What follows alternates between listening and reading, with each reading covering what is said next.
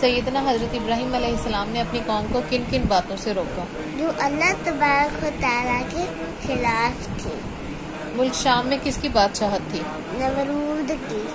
سیدنا حضرت ابراہیم علیہ السلام لوگوں سے کیا چاہتے تھے؟ کہ وہ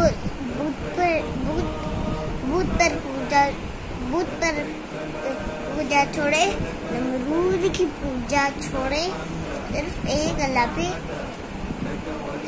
عبادت کریں۔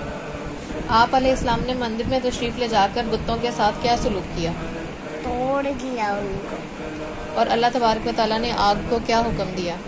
اللہ تبارک و تعالیٰ نے آگ کو فوراً حکم دیا کہ وہ ٹھنڈی ہو جائے، اور سیدنا ابراہیم علیہ السلام کو کوئی نقصان نہ پہنچائے۔